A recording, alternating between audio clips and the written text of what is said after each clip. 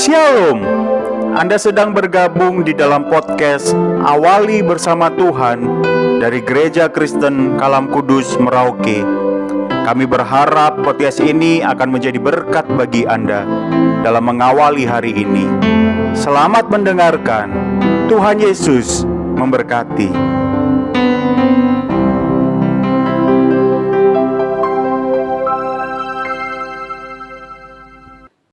Selamat pagi Bapak Ibu Saudara sekalian dikasihi oleh Tuhan. Senang sekali kita bertemu kembali di dalam program Awali Bersama Tuhan pada pagi hari ini. Pada hari ini kita akan sama-sama belajar merenungkan sebuah kebenaran firman Tuhan yang saya beri tema, apakah kita seteru atau sekutu dari salib Kristus. Bangun fondasi hidupmu bukan berdasar pada apa yang kita lakukan, tetapi berdasarkan pada sesuatu yang tidak tergoncangkan, yaitu Kristus Yesus. Sebuah pernyataan dari Bapak Pendeta Pramudia Wahyu.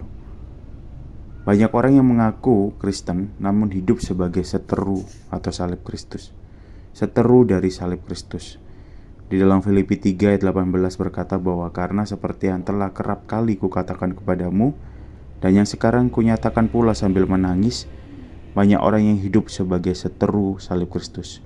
Ya, banyak orang Kristen yang secara tidak sadar bahwa dirinya merupakan seteru dari salib Kristus. Mengapa demikian? Di dalam ayat yang ke-19, Filipi 3 ayat 19 berkata bahwa kesudahan mereka ialah kebinasaan, Tuhan mereka ialah perut mereka, kemuliaan mereka ialah aib mereka, pikiran mereka semata-mata tertuju kepada perkara duniawi, kesudahan mereka ialah kebinasaan. Ya, lalu bagaimana kita bisa hidup sebagai sekutu salib Kristus? Yang pertama, kita harus terus mengingat identitas diri kita yang dibangun berdasarkan salib Kristus. Di Filipi 3 ayat 2-3 mengatakan dengan jelas bahwa kita harus mengingat diri kita.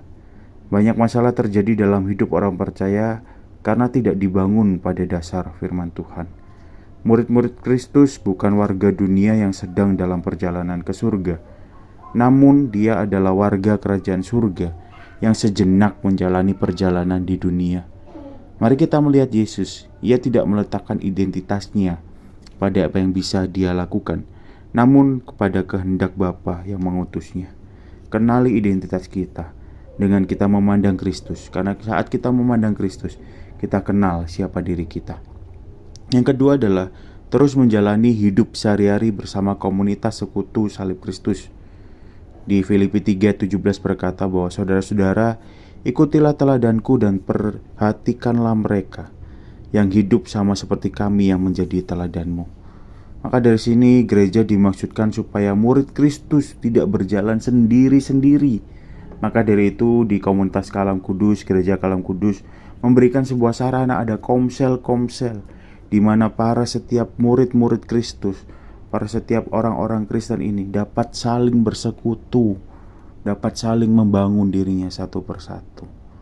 Paulus meminta jemaat Filipi untuk mengikuti teladannya.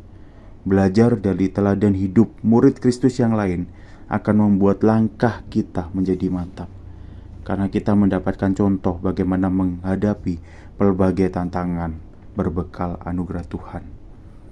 Karena kita membangun dan terus mengingat identitas diri bukan berdasarkan pencapaian insani, namun atas dasar anugerah ilahi.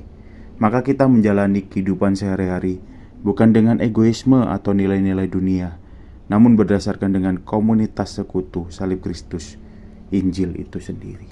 Mari kita sama-sama lebih dalam mengenal Kristus, lebih dalam mengenal diri, dan tetap berada di dalam komunitas Kristus, agar kita hidup sebagai sekutu dari salib Kristus, bukan seteru salib Kristus. Mari kita berdoa. Tuhan, tolong kami yang lemah ini, tolong kami yang kadang secara tidak sadar bahwa kami sebenarnya adalah seteru-seteru salib-Mu. Tuhan, tolong kami agar kami bisa menjadi sekutu salib Kristus. Ubahkanlah kami Tuhan yang dulunya adalah seteru menjadi sekutu-Mu. Tuhan tolong, di dalam nama Tuhan Yesus kami sudah berdoa dan mengucap syukur. Amin. Selamat pagi Bapak Ibu Saudara sekalian. Selamat beraktivitas. Tuhan Yesus memberkati.